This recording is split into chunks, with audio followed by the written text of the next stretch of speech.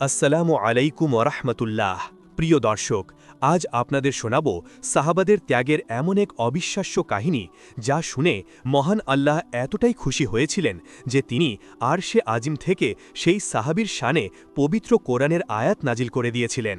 ভাবা যায়, একজন মানুষের সামান্য একটি দান বা ত্যাগ, যা স্বয়ং আল্লাহ পছন্দ করেছেন এবং কেয়ামত পর্যন্ত সেই ঘটনাকে অমর করে রেখেছেন।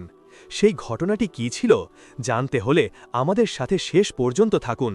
ইনশা আল্লাহ আজকের ভিডিওটি আপনার হৃদয়ে ঈমানের এক নতুন আলো জ্বালিয়ে দেবে। ঘটনাটি মদিনার ইসলামের শুরুর দিকের কথা। একদিন এক ক্ষুধার্ত ব্যক্তি আমাদের প্রিয় নবী রাসূল সাল্লাল্লাহু আলাইহি ওয়াসাল্লামের দরবারে এসে উপস্থিত হলেন। লোকটির চোখে মুখে ছিল ক্লান্তির ছাপ, পেটে ছিল তীব্র ক্ষুধা। তিনি রাসূল সাল্লাল্লাহু আলাইহি ওয়াসাল্লামের কাছে খাবার চাইলেন। দয়ালু নবীজি সঙ্গে সঙ্গে তার নিজের ঘরে খবর পাঠালেন, যদি কোনো খাবার থাকে তবে যেন মেহমানের জন্য পাঠানো হয়। কিন্তু আফসোস, নবীজির এক ঘর থেকে খবর এলো ঘরে পানি ছাড়া আর কিছুই নেই। এরপর দ্বিতীয় ঘরে, তৃতীয় ঘরে, এভাবে একে একে নবীজির সব কয়টি ঘর থেকে একই সংবাদ এলো। আল্লাহু আকবার! ভাবুন তো, যিনি দুজাহানের বাদশাহ, তার ঘরেই মেহমান আপ্যায়নের মতো সামান্য খাবার নেই। এরপর রাসূল সাল্লাল্লাহু আলাইহি ওয়াসাল্লাম সাহাবাদের দিকে তাকিয়ে বললেন, আজ রাতে কে এই মেহমানকে নিজের ঘরে নিয়ে যাবে এবং আপ্যায়ন করবে? যে এই কাজ করবে, আল্লাহ তার ওপর রহমত বর্ষণ করবেন। নবীজির কথা শুনে আনসার সাহাবাদের মধ্য থেকে আবু তালহা রাদিয়াল্লাহু আনহু দাঁড়িয়ে বললেন, ইয়া রাসূলাল্লাহ, আমি এই মেহমানকে আমার সঙ্গে নিয়ে যাব। এরপর তিনি খুশি মনে সেই ক্ষুধার্ত মেহমানকে সঙ্গে করে নিজের বাড়িতে নিয়ে গেলেন। বাড়িতে পৌঁছে তিনি তার স্ত্রীকে বললেন, ওহে উম্মে সুলাইম, রাসূল সাল্লাল্লাহু আলাইহি ওয়াসাল্লামের মেহমান এসেছেন, ঘরে যা কিছু খাবার আছে সব নিয়ে এসো, আমরা এই মেহমানকে আজ পেট ভরে খাওয়াবো। কিন্তু স্ত্রী নিচু স্বরে বললেন, ঘরে তো সামান্য খাবারই আছে, যা আছে তা দিয়ে কেবল আমাদের ছোট বাচ্চাগুলোর পেট ভরবে, বাচ্চাদের খাবারটুকু ছাড়া আর কিছুই অবশিষ্ট নেই। এখন আমরা কি করব? সাহাবী আবু তালহা তখন একনিষ্ঠ মনে এক অদ্ভুত সিদ্ধান্ত নিলেন।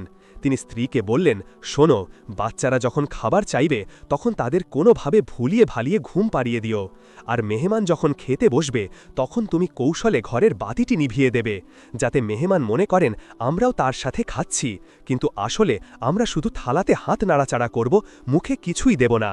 অন্ধকারে মেহমান তা বুঝতে পারবেন না, তিনি পেট ভরে খাবেন আর আমরা সারা রাত না খেয়েই কাটিয়ে দেব। সুবহান আল্লাহ! কি অবিশ্বাস্য ত্যাগ! পরিকল্পনা অনুযায়ী কাজ হল। বাচ্চারা ক্ষুধার্ত অবস্থায় কেঁদে কেঁদে ঘুমিয়ে পড়ল। স্ত্রী বাতিটি ঠিক করার ভান করে নিভিয়ে দিলেন। অন্ধকারে মেহমান তৃপ্তি সহকারে খাবার খেলেন, আর বাড়ির মালিক সেই সাহাবী ও তার স্ত্রী সারা রাত অভুক্ত অবস্থায় কাটালেন।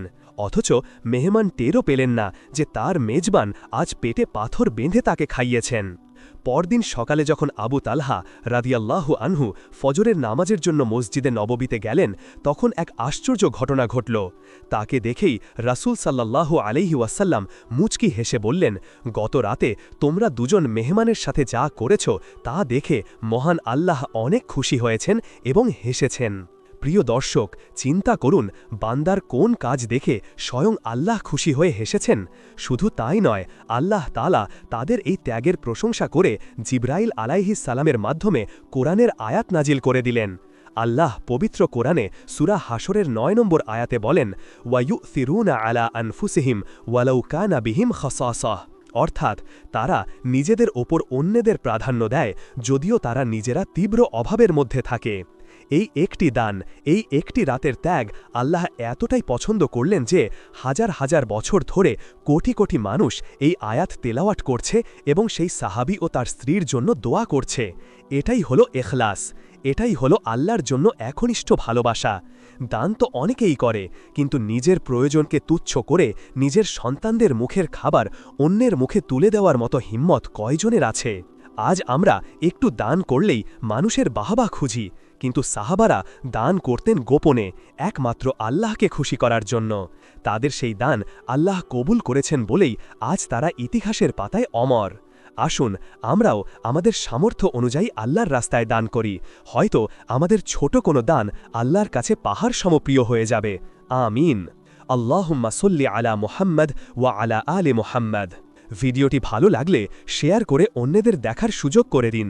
হয়তো আপনার একটি শেয়ারের কারণে কেউ দান করতে উৎসাহিত হবে, আর তার সওয়াব আপনিও পাবেন ইনশাআল্লাহ।